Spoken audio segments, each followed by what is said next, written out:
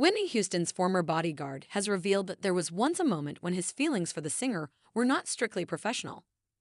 In an interview with the Daily Mail published on Friday, December 27, former police officer David Roberts, whom the 1992 movie The Bodyguard was loosely based on, opened up about his time protecting the iconic singer who died of a drug overdose in 2012 at the age of 48.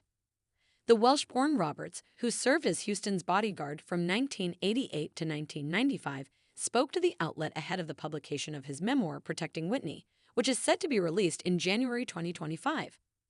While Roberts, 73, insisted that Houston's safety was always his utmost priority, he said there was one evening when the star rested her head on his shoulder and he was tempted to give up everything to change the nature of their relationship. If you cross that line, you lose your objectivity, and that makes it dangerous for the person you're protecting, he told the outlet, adding that was why Frank Farmer, Kevin Costner's character in The Bodyguard, and Rachel Marin, Houston's character, couldn't be together. He crossed the line, and that was the end of him in the capacity of what he was employed to do. Much of what was contained in the film, she and I actually lived through, Roberts continued. Little details, such as Rachel holding onto the back of his shirt to escape crowds of fans. That was how we did it. Roberts, who now lives in Florida, also revealed that he still has a note that Houston wrote him more than 35 years ago. It was on a post-it note, and she pushed it under the door of my room at the Regency Hotel in Hong Kong in 1988. I still have it. It's rather faded with time but still precious to me, he said.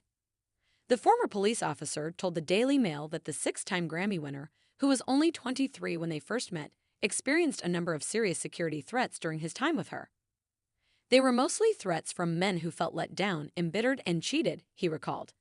It was an ongoing program of constantly checking where these lunatics with delusions and poisoned minds might be. I had to get it right 100% of the time. Some idiot determined to get hold of her only has to be successful once. I put myself between her and those threats. You want to get to Whitney? Go ahead and try, see what happens, he continued. Roberts also noted that there was a thin line between a seemingly harmless fan and a dangerous person with a crazed obsession. If you let any fan, however seemingly innocent, get through your guard, they could turn out to be a killer. The golden rule is never lose sight of your principal and never let anyone get close to her, he told the outlet. In a 2017 interview with The Guardian, Roberts said he initially did not want to take the job of protecting Houston because he assumed she would be a high-maintenance industry person. However, his preconceived notions of the star were dispelled when he met her face-to-face. I was singularly impressed by her. The stereotypical attitudes I had of that industry were completely dissipated by this sophisticated young lady, he told the outlet, recalling that Houston was also funny and warm. Roberts also told The Guardian at the time that Houston's 2012 death still made him angry. So many people could have done so much to avoid that. They didn't. They abdicated responsibility in favor of greed. He said, Houston struggled with drugs for much of her adult life and attended rehab multiple times. In 2016, a close family friend told People that the singer, often called the Voice because of her immense talent, initially began taking drugs as a way to cope with the pressures of fame. I think not being able to be herself 100% was a hell of a burden for her to have to carry. Someone may look good on the outside, sturdy and strong.